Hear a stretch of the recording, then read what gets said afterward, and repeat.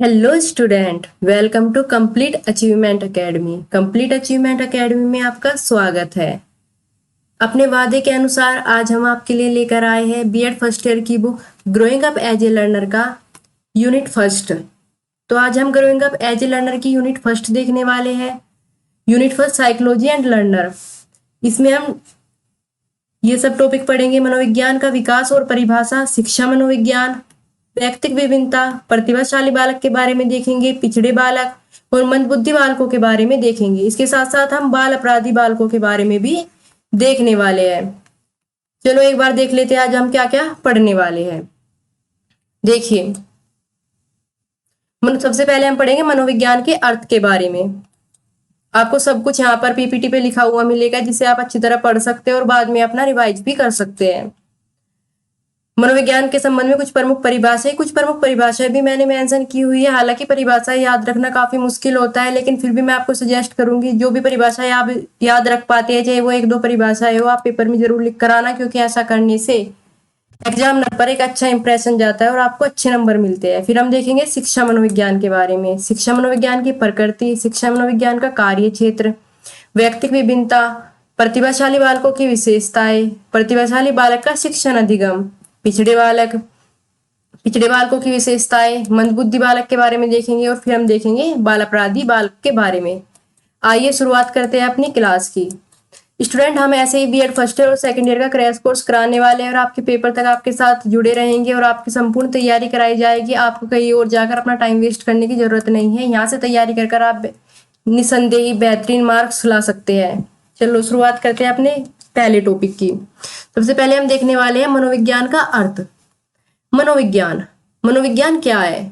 मनोविज्ञान शब्द साइकोलॉजी शब्द का हिंदी रूपांतरण है। साइकोलॉजी शब्द का हिंदी रूपांतरण है। साइकोलॉजी शब्द दो शब्दों से मिलकर बना है, साइकी और लोगस। साइकी एक ग्रीक वर्ड है। कौन सा वर्ड है? साइकी एक ग्रीक वर्ड है जिसका अर्थ है आत्मा, और लोगस का अर्थ है अध्ययन। इस प्रकार मनोविज्ञान का शाब्दिक अर्थ आत्मा का विज्ञान माना जाता है। क्या माना जाता है? आत्मा का विज्ञान। सबसे पहले सुकरात ने कहा था मनुष्य को मनुष्य का अध्ययन करना चाहिए। मनुष्य को मनुष्य का अध्ययन करना चाहिए। देखो, सुकरात और प्लूटो को लेकर काफी बच्चे कंफ्यूजन में रहते हैं, मैंने देखा है, तो इसलिए मैंने यहाँ पे एक डायग्राम बना दिया है। आप भी पेपर में काफी सारे डायग्राम का यूज कर सकते हैं, जिससे आपकी कॉपी एक आकर्षक लगे और आपको अच्छे नंबर मिले। आप अच्छी तरह हेडिंग डाल सकते हैं, अच्छे हेडिंग बना सकते हैं, उन्हें हाईलाइट कर सकते हैं। आप जितना बेहतरीन लिखोगे उतने ही बेहतरीन आपको नंबर मिलेंगे। सुकरात के शिष्य प्लूटो ने आत्मा के बारे में समझाया। सुकरात के शिष्य प्लूटो ने आत्मा के बारे में समझाया और प्लूटो के शिष्य अरस्तु ने दर्शन शास्त्र की शाखा के रूप में आत्मा का अध्ययन किया। दर्शन शास्त्र की शाखा के रूप में, और यही आत्मा का अध्ययन आगे चलकर मनोविज्ञान बना। इसलिए अरस्तु को प्राचीन मनोविज्ञान का जनक कहते हैं। प्राचीन मनोविज्ञान का जनक किसे कहते हैं? अरस्तु को। देखो, स्टार्टिंग में जो साइकोलॉजी मनोविज्ञान था वो कोई इंडिविजुअल सब्जेक्ट नहीं था, उसे हम दर्शन शास्त्र की एक शाखा के रूप में, एक ब्रांच के रूप में ही पढ़ते थे। चलो ये आगे बढ़ते हैं। मनोविज्ञान के विकास के चरण। मनोविज्ञान के विकास के चरण आप पहले अपनी कॉपी में हेडिंग डाल सकते हो, फिर बाद में इनको एक्सप्लेन कर सकते हैं, क्योंकि आपको डेस्क्रिप्टिव एग्जाम देने हैं। आपको ज्यादा फैक्ट के चक्कर में नहीं पढ़ना है। आप अच्छा लिखिए, आप अपनी अंडरस्टैंडिंग अच्छी बनाइए। ओके, तो सबसे पहले हम देखते हैं आत्मा का विज्ञान। 16वीं शताब्दी में ये शुरू हुआ। सबसे पहले मनोविज्ञान की विषय वस्तु आत्मा थी। क्या थी? आत्मा। इसलिए प्रारंभ में मनोविज्ञान को आत्मा का विज्ञान स्वीकार किया गया। लेकिन आत्मा का कोई स्वरूप, आकार और गति नहीं होती। क्या देखी आपने कभी आत्मा? नहीं, इसका प्रत्यक्ष अवलोकन नहीं किया जा सकता। जब हम आत्मा को देख नहीं सकते, उस पर स्टडी नहीं कर सकते, तो फिर हम कैसे कर पाएंगे इसका अध्ययन? इसलिए इस विचार को अमान्य कर दिया गया। क्या कर दिया गया? अमान्य कर दिया गया। रूसो ने कहा था आत्मा एक ऐसी वस्तु है, आत्मा एक ऐसी वस्तु है जिसे देखना प्राप्त करना संभव नहीं है। जिसे देखना और प्राप्त करना संभव नहीं है। देखो, यहाँ पर इनके हम समर्थकों के नाम भी मेंशन कर सकते हैं, पर मैंने यहाँ पर नहीं लिखा हुआ है, जिससे आपको याद करने में कोई कठिनाई ना हो, ज्यादा फैक्ट याद करने में प्रॉब्लम होती है। फिर भी मैं आपको बताती रहूंगी, अगर किसी को लिखना है तो वे नोट कर सकते हैं समर्थकों के नाम। जैसे आत्मा का विज्ञान किस किसने स्वीकार किया? आत्मा के विज्ञान में आता है प्लूटो, अरस्तु, और देकार्ते, ये इसके समर्थक माने जा सकते हैं। आप अपने कॉपी में मेंशन कर सकते हैं, इनको लिख सकते हैं बाद में डालकर या स्टार्टिंग में ऐसे समर्थक डालकर, और ऐसे आप लिख सकते हैं यहाँ पर। ओके, अब देखते हैं मन का विज्ञान 7वीं और 18वीं शताब्दी। 7वीं शताब्दी की शुरुआत में इटली के पैम्पोलोजी ने मनोविज्ञान को मन का विज्ञान कहा, और अगली 2 शताब्दियों तक यह मन का विज्ञान बना रहा। देखना 2 शताब्दी तक मनोविज्ञान मन का विज्ञान बना रहा। आज भी आप कंफ्यूज हो जाते होंगे जब पूछा जाता है मनोविज्ञान क्या है, और वहां पर 2 ऑप्शन आते हैं, मन का विज्ञान और व्यवहार का विज्ञान। तो आज से बाद में ध्यान रखिए, मनोविज्ञान मन का विज्ञान नहीं है, ये केवल 2 शताब्दी तक मन का विज्ञान बना रहा, 7वीं और 18वीं शताब्दी। लेकिन मन क्या है, मन कितने होते हैं, मन की गतियां क्या है, ऐसे प्रश्न का कोई जवाब ना होने के कारण मनोविज्ञान को मन के रूप में भी अमान्य कर दिया गया, क्योंकि मन का भी कोई भौतिक सत्ता नहीं होती, मन की कोई फिजिकल अपीयरेंस नहीं होती, हम उसे देख नहीं पाते, और ना ही उसका अवलोकन संभव है। ओके, अब देखते हैं मन का विज्ञान के बारे में। अब हम आगे बढ़ते हैं। अब मन के विज्ञान के अगर समर्थक आप देखना चाहते हैं तो आप यहाँ पे नोट कर सकते हैं, मन के विज्ञान के समर्थक के रूप में लोक को नोट कर सकते हैं, आप कांट को नोट कर सकते हैं। मन का विज्ञान किस किसने माना है, और पैम्पोलोजी। ओके, 3 नाम आप मेंशन कर सकते हैं। अब हम आगे बढ़ते हैं। चेतना का विज्ञान, ये 19वीं शताब्दी में अस्तित्व में आया। आत्मा और मन के विज्ञान के रूप में अस्वीकार किए जाने के बाद मनोविज्ञान को चेतना के विज्ञान के रूप में मान्यता मिली। चेतना के विज्ञान के रूप में मान्यता मिली, स्वीकार किया गया। मनोविज्ञान चेतना के विज्ञान के रूप में सबसे कम समय तक प्रचलित रहा। विलियम मैकडूगल ने अपनी book the outline of psychology में लिखा था कि मैं मनोविज्ञान का दुर्भाग्य मानता हूं कि लोग इसे चेतना के रूप में परिभाषित करते हैं। मैं मनोविज्ञान का दुर्भाग्य मानता हूं कि लोग इसे चेतना के रूप में परिभाषित करते हैं, क्योंकि चेतना के भी 3 स्तर होते हैं, चेतन, अर्धचेतन और अचेतन। तो इसमें किसकी स्टडी की जाए, तो इसमें बहुत कंफ्यूजन था, बहुत मतभेद था साइकोलॉजिस्टों के बीच। व्यवहार का विज्ञान, 20वीं शताब्दी से अब तक मनोविज्ञान व्यवहार का विज्ञान ही बना हुआ है। व्यवहार का विज्ञान 1913 में जेबी वाटसन ने व्यवहारवाद की नींव रखी। उन्होंने कहा मानव का बाहरी व्यवहार ही दिखाई देता है, मानव का बाहरी व्यवहार ही दिखाई देता है, इसलिए अब से मनोविज्ञान मानव के बाहरी व्यवहार का ही अध्ययन है। अतः मनोविज्ञान को मन के व्यवहार के रूप में परिभाषित किया जाता है। देखो, किसी इंसान के हम बाहरी व्यवहार को देखकर ही अनुमान लगा पाते हैं कि ये इंसान कैसा होगा। ठीक है, आप भी ऑब्जर्व करते होंगे कोई आपके साथ कैसा व्यवहार करता है, उसमें कितने गुण होंगे, उसके व्यवहार को देखकर ही कितने दोष होंगे, सब हम अनुमान लगा सकते हैं। देखो, चेतना के विज्ञान के रूप में अगर हम समर्थकों को देखें तो इसमें हम विलियम जेम्स का नाम दे सकते हैं। विलियम जेम्स लिख सकते हैं, जेम्स सल्ली, टिचनर आदि दे सकते हैं। अब हम व्यवहार के विज्ञान के रूप में अगर हम इसका समर्थक, इसमें हम विलियम मैकडूगल, बहुत ही फेमस नाम है विलियम मैकडूगल, इसको मेंशन कर सकते हैं। ओके, अब हम मनोविज्ञान के संबंध में कुछ प्रमुख परिभाषाएं देखते हैं। देखो, मनोविज्ञान के संबंध में अगर आप कुछ परिभाषाएं लिख कर आओगे तो डेफिनेटली आपको अच्छे मार्क्स मिलेंगे। वुडवर्थ की एक बहुत ही फेमस डेफिनेशन है और बहुत ही आसान है, इसको आप याद कर सकते हैं। मनोविज्ञान ने सर्वप्रथम अपनी आत्मा को छोड़ा, फिर मन को त्यागा, आत्मा को छोड़ा, मन को त्यागा और चेतना को खोया, और आखिर में व्यवहार को धारण किया। मनोविज्ञान ने अपनी आत्मा को छोड़ा, मन को त्यागा, चेतना को खोया और आखिर में व्यवहार को धारण किया। किसकी डेफिनेशन है? ये वुडवर्थ की। आगे बढ़ते हैं। यहाँ पे कुछ और डेफिनेशन है, इनको आप अच्छी तरह पढ़ भी सकते हैं और याद भी कर सकते हैं, अगर याद हो पाई तो। अगर नहीं भी करोगे कोई दिक्कत नहीं, 1-2 डेफिनेशन आप जरूर कर लेना। पर वॉटसन, मनोविज्ञान व्यवहार का सकारात्मक अध्ययन है। मैकडूगल, मनोविज्ञान आचरण एवं व्यवहार का यथार्थ विज्ञान है। स्किनर, मनोविज्ञान व्यवहार एवं अनुभव का अध्ययन है। क्रो एंड क्रो, मनोविज्ञान व्यवहार एवं संबंधों का अध्ययन है, व्यवहार और संबंधों का अध्ययन है। बोरिंग, लैगफील्ड, वेल्स, मनोविज्ञान मानव प्रकृति का अध्ययन है। मर्फी, जीवित प्राणियों का उनकी वातावरणीय परिस्थितियों में होने वाला व्यवहार मनोविज्ञान की विषय वस्तु है। देखो स्टूडेंट, बीएड इतनी हार्ड नहीं होती, बीएड में आपको सिर्फ अंडरस्टैंडिंग की जरूरत पड़ती है। आपकी इतनी अच्छी अंडरस्टैंडिंग होगी, जितना अच्छा आप आंसर लिख पाएंगे उतना ही आपके लिए बेहतरीन सिद्ध होगा। ओके, आपने अंडरस्टैंडिंग बनाई है और डेफिनेशन वगैरह है तो इनसे डरने की जरूरत नहीं, इनका आप बार बार रिवाइज करोगे याद हो जाएगी। अगर नहीं याद होती तब भी कोई दिक्कत नहीं, आपको डेस्क्रिप्टिव एग्जाम देना है तो इसमें आपको प्रॉब्लम नहीं आएगी। ओके, देखो अब हमारा पहला टॉपिक हमारा कंप्लीट हो गया, जो था मनोविज्ञान क्या है। टॉपिक 1 हमने कंप्लीट कर दिया। टॉपिक 1 से क्या क्या क्वेश्चन पूछे जा सकते हैं कि मनोविज्ञान क्या है, मनोविज्ञान के अर्थ को स्पष्ट कीजिए, मनोविज्ञान के क्षेत्र के बारे में बताइए, या फिर पूछ सकते हैं मनोविज्ञान के विकास के चरणों को समझाइए। कुछ भी क्वेश्चन पूछा जाए आप उसमें वही आंसर लिख सकते हैं और इससे बाहर आपको कुछ भी करने की जरूरत नहीं। इस वीडियो में ये 25 से 30 मिनट की वीडियो होने वाली है और इसमें आपका है ना यूनिट फर्स्ट बहुत अच्छी तरह से कंप्लीट हो जाएगी। आप इन्हीं नोट्स को बार बार रिवाइज करिए और इसी के अकॉर्डिंग आंसर लिखिए, अच्छी तरह हेडिंग बनाइए, डायग्राम का यूज करिए आंसर में। ओके, अब हम देखते हैं शिक्षा मनोविज्ञान। मनोविज्ञान की शाखा के रूप में शिक्षा मनोविज्ञान का जन्म 1900 से माना जाता है। कब से माना जाता है? 1900 से। लेकिन इसे स्पष्ट पहचान थोर्नडाइक व स्टनले हॉल के प्रयासों से 1920 में मिली। कब मिली स्पष्ट पहचान? 1920 में मिली। शिक्षा मनोविज्ञान दो शब्दों से मिलकर बना है, शिक्षा और मनोविज्ञान। देखो शिक्षा के बारे में आप जानते हैं कि शिक्षा हमारे अंदर के अज्ञानता रूपी अंधकार को दूर कर ज्ञान का प्रकाश भरती है, लेकिन संकुचित अर्थों में इसका उपयोग विश्वविद्यालय शिक्षा के लिए भी कर लिया जाता है। शिक्षा क्या है? व्यवहार में परिमार्जन लाने की क्रिया। परिमार्जन मतलब सकारात्मक परिवर्तन लाने की क्रिया है शिक्षा। शिक्षा द्वारा ही व्यवहार में सकारात्मक परिवर्तन संभव हो पाता है।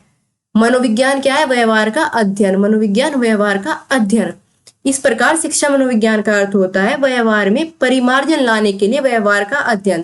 देखो आप इस तरह से, बिल्कुल इस तरह से अपनी कॉपी में लिख सकते हैं। ओके, शिक्षा मनोविज्ञान की परिभाषाएं, कुछ परिभाषाएं देख लेते हैं जो कि जरूरी है। एक दो परिभाषाएं आपको डेफिनेटली याद करनी है।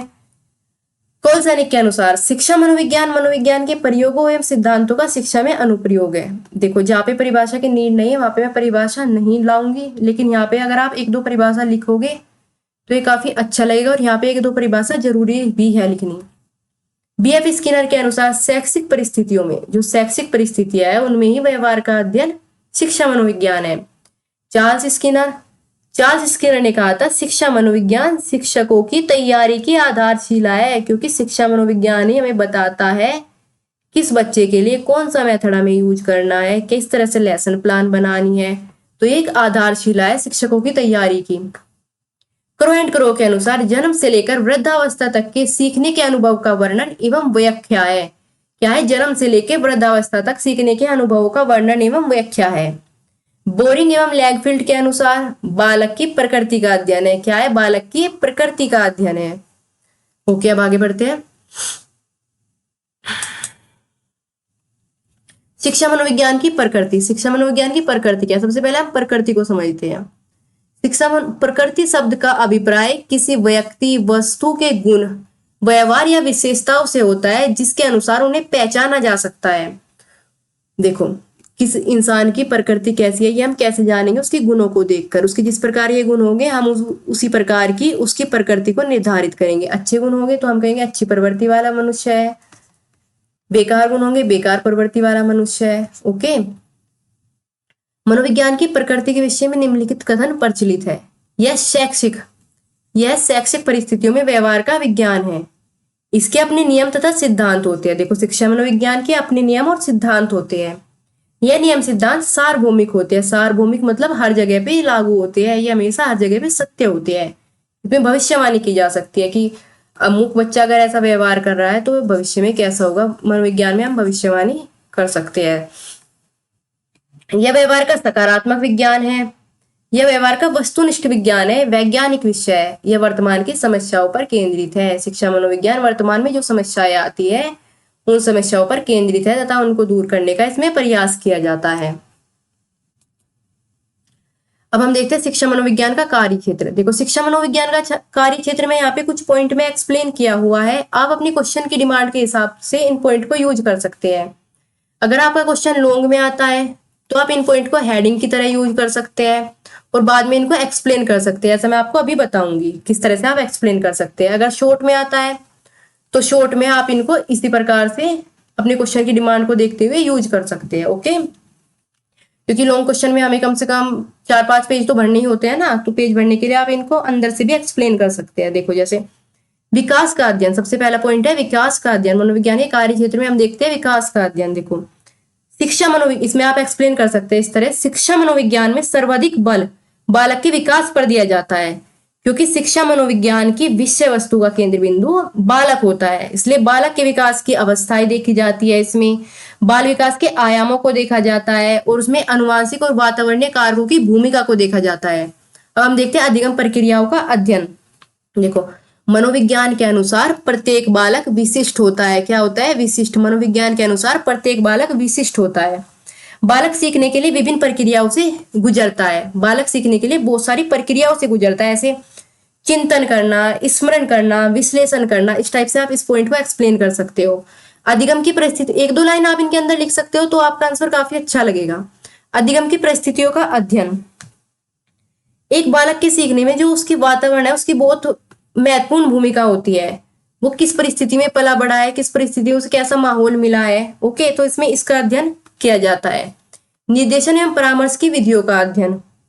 देखो निर्देश और परामर्श दोनों का उद्देश्य बालक की सहायता करना होता है, लेकिन दोनों की कार्य प्रणाली अलग अलग होती है। देखो निर्देश और परामर्श दोनों अलग अलग होते हैं। जैसे निर्देश केवल वो दे सकता है, इसके पास अधिकार होता है, जैसे कोई प्रशासनिक अधिकारी आपको निर्देश दे सकता है, लेकिन परामर्श कोई भी दे सकता है। शिक्षा मनोविज्ञान में निर्देश तथा परामर्श कैसे किया जाए, इसकी विधियां कौन सी होती है, इसका अध्ययन किया जाता है। मापन एवं मूल्यांकन की विधियों का अध्ययन, शिक्षा मनोविज्ञान में बालकों की उपलब्धियों का अध्ययन, मापन और मूल्यांकन की विधियों का भी अध्ययन किया जाता है। व्यक्तिगत विभिन्नता का अध्ययन, शिक्षा मनोविज्ञान में हम डिफरेंट बालकों की व्यक्तिगत विभिन्नता का भी अध्ययन करते हैं। शिक्षण विधियों का अध्ययन, मनोविज्ञान में हम शिक्षण विधियों का अध्ययन करते हैं कि कौन सी विधि कौन से बच्चे के लिए उपयुक्त है, कौन सी क्लास के लिए उपयुक्त है। शिक्षण प्रक्रिया का अध्ययन किया जाता है। ओके, तो यहाँ पे हमारा दूसरा टॉपिक कंप्लीट होता है, जिसका नाम था शिक्षा मनोविज्ञान। इससे कैसा क्वेश्चन बन सकता है, शिक्षा मनोविज्ञान के अर्थ समझाइए, शिक्षा मनोविज्ञान की प्रमुख परिभाषाएं, शिक्षा मनोविज्ञान के क्षेत्र के बारे में समझाइए। इस टाइप का क्वेश्चन बन सकता है। जो भी क्वेश्चन बने आप इस आंसर को लिख सकते हैं, आपके बहुत अच्छे नंबर आएंगे। देखो स्टूडेंट, लॉन्ग क्वेश्चन और शॉर्ट क्वेश्चन आपका यहीं से ही आ जाएगा, और वेरी शॉर्ट क्वेश्चन में बहुत बच्चों को दिक्कत होती है। वेरी शॉर्ट क्वेश्चन के लिए भी मैंने बहुत अच्छा सॉल्यूशन सोचा है, मैं आपको वीडियो के एंड में बताने वाली हूँ कि किस तरह आप वेरी शॉर्ट क्वेश्चन में से 8 के 8 क्वेश्चन ठीक कर सकते हैं और 16 नंबर ला सकते हैं। अब देखते हैं टॉपिक 3, व्यक्तिगत विभिन्नता। समाज में जितने भी लोग होते हैं वे सभी एक दूसरे से किसी न किसी प्रकार से भिन्न होते हैं। इस व्यक्तिगत विभिन्नता को ही मनोविज्ञान में पढ़ा जाता है। मनोविज्ञान में यह विचार सबसे पहले 19वीं सदी में फ्रांसिस गार्टन द्वारा लाया गया। व्यक्तिगत विभिन्नता को हम लिंग, आयु, परिपक्वता, वातावरण, समाज, क्षेत्र, संस्कृति, वेशभूषा, मानसिक संगठन, व्यवसाय, खान-पान आदि के आधार पर भी समझ सकते हैं। हमारे समाज में कुछ विशिष्ट प्रकार के बालक पाए जाते हैं। कैसे बालक? विशिष्ट प्रकार के बालक। देखो व्यक्तिगत विभिन्नता आई होप आप समझ गए होंगे।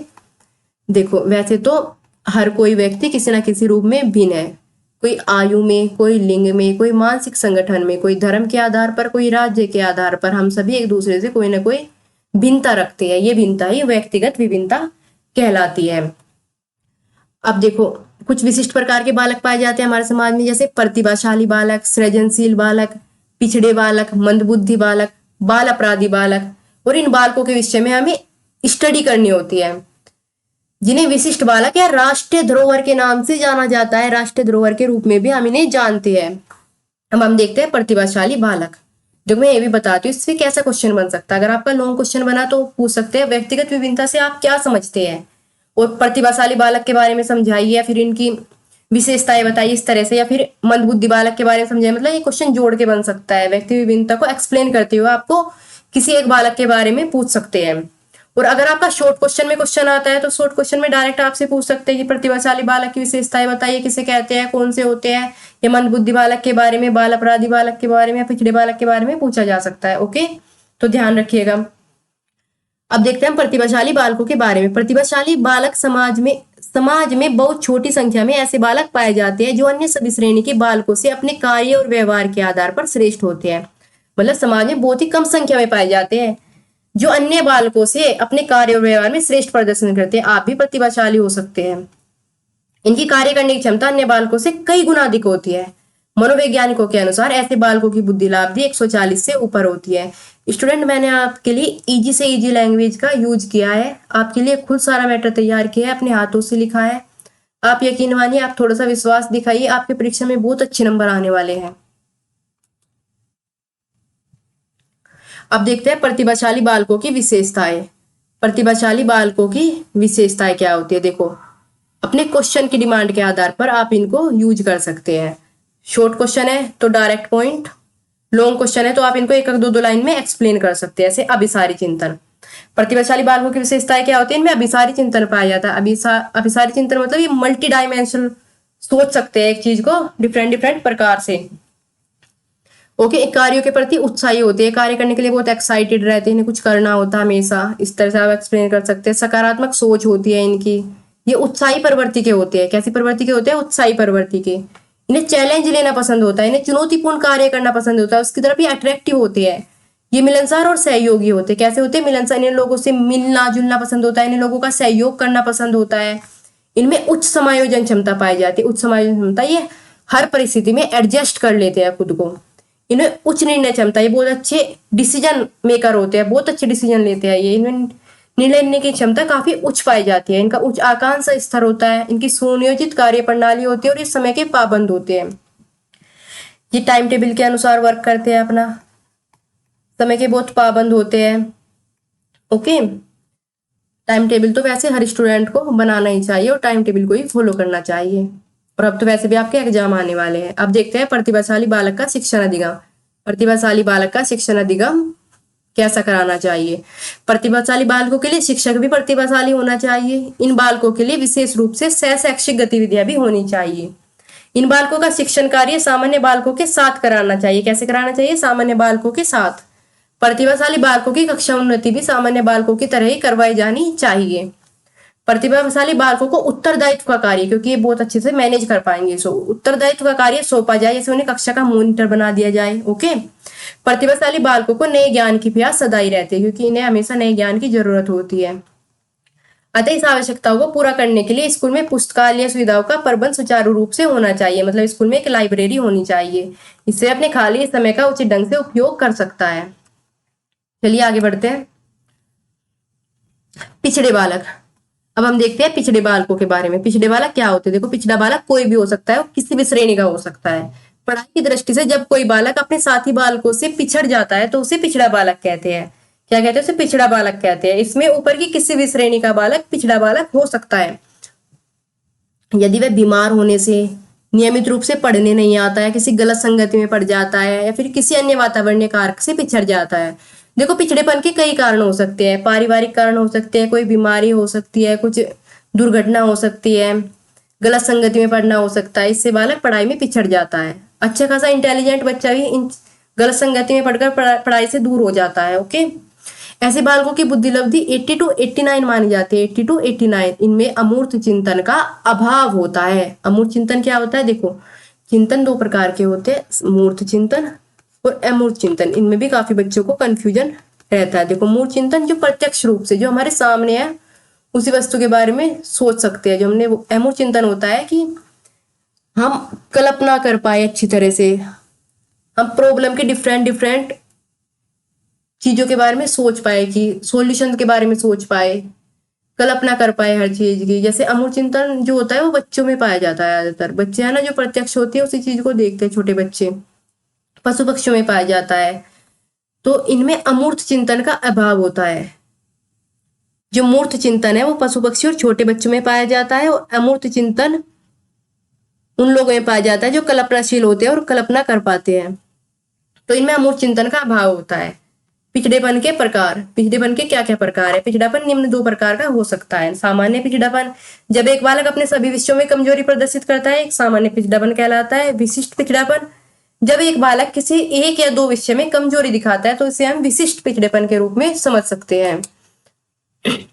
पिछड़े बालकों की विशेषताएं क्या होती है? देखो, इनमें अमूर्त चिंतन का अभाव होता है। पहले भी मतलब ये कल्पनाशील नहीं होते, कल्पना नहीं कर पाते, सोच नहीं पाते। जो कुछ इन्होंने देखा है सिर्फ ये वही सोच पाते हैं, इन्हें और कुछ नहीं सोच पाते।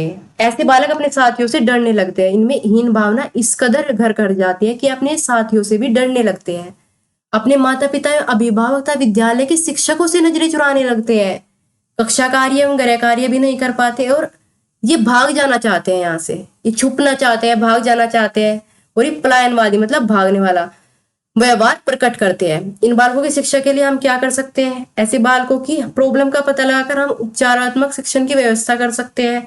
बालकों की व्यक्तिगत विभिन्नता को ध्यान में रखकर शिक्षा देनी चाहिए। ऐसे बालकों के लिए योग्य शिक्षकों की नियुक्ति होनी चाहिए। ऐसे बालकों को हस्तशिल्प की शिक्षा देनी चाहिए ताकि अपना जीवन यापन कर सके। आइए अब हम देखते हैं मंदबुद्धि बालकों के बारे में। देखो स्टूडेंट, समाज में कुछ ऐसे बालक होते हैं जो एक बार बता देने के बाद भी कार्य को वैसे के वैसा करने में सक्षम नहीं होते। एक बार इन्हें आप बार बार बताइए फिर भी आपकी बात नहीं समझ पाएंगे और कार्य करने में सक्षम नहीं हो पाते। ऐसे बालकों को मंदबुद्धि बालक कहा जाता है। क्या कहा जाता है? मंदबुद्धि बालक। इन बालकों का सिर सामान्य बालकों से अपेक्षाकृत बड़ा होता है, इसलिए इन्हें मंगोलिज्म भी कहते हैं। और इनमें भी अमूर्त चिंतन का अभाव होता है, मतलब कल्पनाशीलता का अभाव होता है। पलटकर जवाब नहीं दे पाते, अन्य व्यक्तियों से दूर रहना पसंद करते हैं। ऐसे बालक विशेष रूप से भोजन की चिंता के अलावा कोई और विचार नहीं करते। ऐसे बालकों की पहचान सर्वप्रथम 1913 में इंग्लैंड के द्वारा की गई। इन बालकों की विशेषताएं पिछड़े बालकों के समान ही होती है। देखो, मंदबुद्धि बालक के बारे में आई होप आप समझ चुके होंगे। अगर इनकी विशेषताएं आपको, इनसे क्वेश्चन आता है तो इनकी विशेषताएं आपको लिखनी होगी। जो पिछड़े बालकों की विशेषताएं हैं आप इनकी विशेषताओं में भी वे सब लिख सकते हैं। जैसे अमूर्त चिंतन का अभाव, अपने साथियों से डरना, इस टाइप की विशेषताएं आप लिख सकते हैं। यही ओके। मंदबुद्धि बालकों की शिक्षा के लिए हमें क्या कदम उठाना चाहिए? देखो, मैंने जितना छोटे से छोटा मैटर तैयार हो सकता था वो किया है और उसको आप अपने अंडरस्टैंडिंग के आधार पर पेपर में लिख सकते हैं और जिससे आपका समय भी कम नष्ट होगा। अब मैं आपको 25 मिनट की एक वीडियो में पूरी 1 यूनिट कराने वाली हूँ। ऐसी 25-25 मिनट की वीडियो में मैं आपकी पूरी 6 यूनिट कंप्लीट करा दूंगी इस बुक की। हम सेकंड बुक स्टार्ट करेंगे और आपके पेपर तक हम आपके साथ हैं। आप हमें कमेंट सेक्शन में अपना फीडबैक भी दे सकते हैं और आपको किस चीज़ की नीड है वो भी बता सकते हैं। हम आपके लिए बहुत मेहनत करने वाले हैं और आपसे उम्मीद करते हैं आप हमें सपोर्ट करेंगे। इनकी शिक्षा के लिए विशिष्ट विद्यालयों की स्थापना करनी चाहिए। सामान्य दैनिक जीवन से संबंधित शिक्षा प्रदान करनी चाहिए। इन्हें हस्तशिल्प की शिक्षा भी देनी चाहिए। कैसी शिक्षा? हस्तशिल्प की शिक्षा। सामाजिक वातावरण से जुड़ाव के लिए विशेष प्रकार के परीक्षण। सामान्यतः ऐसा माना जाता है कि मंदबुद्धि बालकों को सुधार पाना संभव नहीं, लेकिन थॉर्नडाइक का मानना है कि निरंतर अभ्यास के माध्यम से इन बालकों को कार्यों के योग्य बनाया जा सकता है। कार्यों के योग्य बनाया जा सकता है। ओके, अब हमारा लास्ट टॉपिक, बाल अपराधी बालक। देखो, समाज में कुछ ऐसे बालक होते हैं जो कई बार उन कार्यों को कर बैठते हैं जो किसी वयस्क के द्वारा किए जाने पर अपराध की श्रेणी में आए। चोरी करना, मर्डर करना, कुछ भी करना, इस टाइप के जो अपराध की श्रेणी में आते हैं। कुछ बालक ऐसे कार्य करने लगते हैं तो इन्हें बाल अपराधी बालक कहा जाता है। अब इनके लक्षण देखो, ऐसे बालकों की नसें, नसीब नहीं है नसें, ऐसे बालकों की नसें उभरी हुई होती है, उभरी हुई होती है। ये अपने साथियों को परेशान करते हैं। विद्यालय गतिविधियों में व्यवधान पैदा करते हैं। व्यवधान मतलब रुकावट पैदा करते हैं। शिक्षक के कार्यों में रुकावट पैदा करते हैं। टीचर को डिस्टर्ब करते रहते हैं क्लास में बार बार। सार्वजनिक संपत्ति में तोड़फोड़ मचाते रहते हैं। देखो, एक असामाजिक तत्वों के लक्षण है ये। असामाजिक तत्व होते हैं ऐसे बालक, बिल्कुल। चलो, इनको भी सुधारेंगे हम। अभद्र भाषा का प्रयोग करते हैं। मादक पदार्थों का सेवन करते हैं। झूठ बोलना, चोरी करना आदि काम में लिप्त रहते हैं, संलग्न रहते हैं, मतलब जुड़े रहते हैं। सामाजिक नियमों को तोड़ने का प्रयास करते हैं। अब इनकी शिक्षा के लिए हम क्या कर सकते हैं? इनको सुधारने के लिए क्या कर सकते हैं? हम बाल सुधार गृह की स्थापना करा सकते हैं। इनको स्वतंत्र विचार, उनकी अभिव्यक्ति के अवसर देना चाहिए। इनको शारीरिक श्रम से संबंधित कार्य प्रदान। देखो, शारीरिक श्रम करेंगे तो ये थक जाएंगे और ये इस टाइप की एक्टिविटी में अपना ध्यान नहीं लगा पाएंगे, क्योंकि खाली दिमाग शैतान का घर होता है। व्यवहार कुशल शिक्षकों की व्यवस्था करनी चाहिए। ओके स्टूडेंट, तो आज आपकी यूनिट फर्स्ट कंप्लीट हो चुकी है।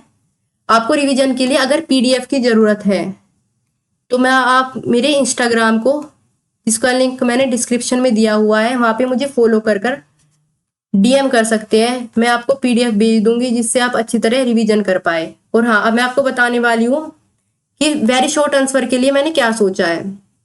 देखो, मैं एक वीडियो लाने वाली हूँ जल्दी बुक के अकॉर्डिंग। जैसे आपकी वाली बुक है growing up as a learner की, मैं आपको इसमें एक वीडियो में 30 to 40 मिनट की एक वीडियो में काफी सारे वेरी शॉर्ट क्वेश्चन कराने वाली हूँ। आप अगर उन वेरी शॉर्ट क्वेश्चन को ही करके जाते हो तो मैं गारंटी लेती हूँ आपके 8 के 8 क्वेश्चन उनमें से ही आएंगे, और आपके 8 के 8 क्वेश्चन ठीक होंगे, और आपको 16 नंबर पूरे आप ले सकते हैं। तो आपको वेरी शॉर्ट क्वेश्चन के लिए भी टेंशन लेने की कोई जरूरत नहीं है, क्योंकि लॉन्ग और शॉर्ट क्वेश्चन हम आपका यहाँ पे कंप्लीट कराएंगे, और वेरी शॉर्ट क्वेश्चन हम आपका उस वीडियो में कंप्लीट कराने वाले हैं। Okay student, thank you. अपना फीडबैक हमें जरूर दीजिएगा और सपोर्ट कीजिएगा।